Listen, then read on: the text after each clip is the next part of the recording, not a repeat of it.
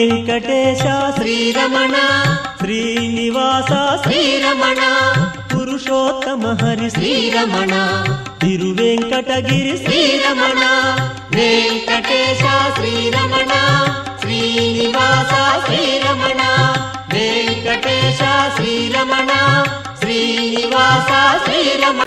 Hi పిల్లలు, అందరూ బాగున్నారా? మీకోసం ఒక మంచి కథతో వచ్చాను. అనగనగనగా ఒక అడవిలో ఒక మర్రి చెట్టు కింద ఒక కుందేలు, ఒక ఉడుత, ఒక నక్క కూర్చుని కబుర్లు చెప్పుకుంటున్నాయి. రోజు కాసేపు అలా ముచ్చట్లు చెప్పుకోవడం వాటికి అలవాటు. కాకపోతే అవి మూడు కలిసి మిగిలిన జంతువులని హేళన చేస్తుండేవి. ఆ రోజున, మిత్రులారా, రేపు సరదాగా మనం పరుగు పందెం పెట్టుకుందామా అని అడిగింది కుందేలు. ఓ, పెట్టుకుందాం అన్నాయి ఉడుత, నక్క. ఇక్కడి నుంచి బయలుదేరి అదిగో దూరంగా కనబడుతోందే ఆ రావి చెట్టు దగ్గరికి ఎవరు ముందు చేరితే వాళ్ళు గెలిచినట్టు, సరేనా అంది కుందేలు. సరే సరే అన్నాయి మిగతా రెండు. రేపు మధ్యాహ్నం ఇదే వేళకి పోటీ మొదలవుతుంది, ముగ్గురం ఇక్కడే కలుద్దాం అంది మళ్ళీ కుందేలు. అంతలో పచ్చికలోంచి ఒక నత్త మెల్లగా పాక్కుంటూ అక్కడికి వచ్చింది. నేస్తాలు, మీ మాట విన్నాను, నేను కూడా పోటీలో పాల్గొనవచ్చా అంది ఆసక్తిగా.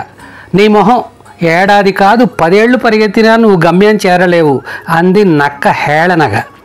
పోవే పిచ్చిమొహమా, మాతో నీకు పోటీ ఏంటి విసుక్కుంది కుందేలు. నత్త పట్టు విడవకుండా, సరదాగా పరిగెత్తుతా మిత్రమా, దయచేసి అవకాశం ఇవ్వండి అని కుందేలుని బతిమాలింది. నత్త కోరికను అయిష్టంగానే అంగీకరించాయి మూడును. మర్నాడు పోటీకి 4 సిద్ధమయ్యాయి. 1, 2, 3 అనగానే నక్క, కుందేలు, ఉడుత వాయువేగంతో పరిగెత్తి క్షణాల్లో కనుమరుగయ్యాయి. నత్త మెల్లగా ప్రయాణం మొదలుపెట్టింది. 3 జంతువులు రొప్పుకుంటూ ఆయాసపడుతూ 2-3 నిమిషాల తేడాతో ఆ రావి చెట్టు దగ్గరికి చేరాయి. హాయ్ మిత్రులారా అన్న పలకరింపు వినిపించింది. 3 ఆశ్చర్యంగా తల తిప్పి చూసేసరికి రావి చెట్టు మొదలు దగ్గర నత్త విలాసంగా కూర్చునుంది. అరే, ఇది ఇంత వేగంగా ఎలా వచ్చింది అనుకుని ఆశ్చర్యంతో నోళ్లు తెరిచాయి ఈ మిత్రత్రయం. ఏమైనా ఓడిపోయినందుకు సిగ్గుపడ్డాయి, నత్తను హేళన చేసినందుకు బాధపడ్డాయి, తమకన్నా చిన్న ప్రాణుల్ని అవమానించకూడదని అనుకున్నాయి. నువ్వే గెలిచావు మిత్రమా, అభినందనలు, నిన్ను చిన్న చూపు చూడటం మా తప్పే, క్షమించు అని వేడుకున్నాయి.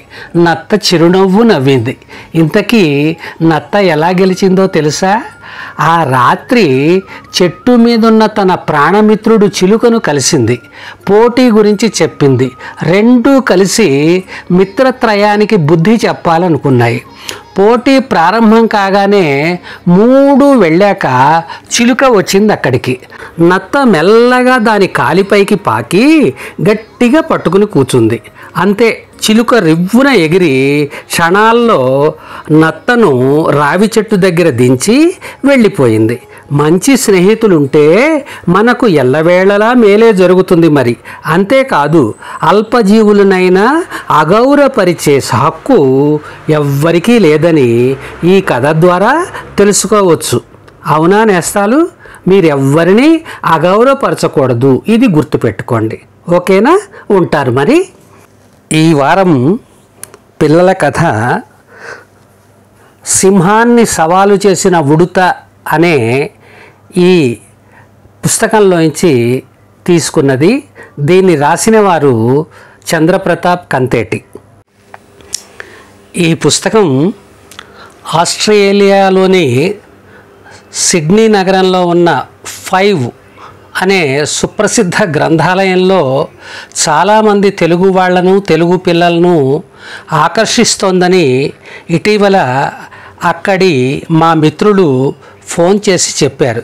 అందుకనే ఇవాళ ఇందులోని ఒక కథను మీకు వినిపించాను. కథ నచ్చిందా? ధన్యవాదాలు.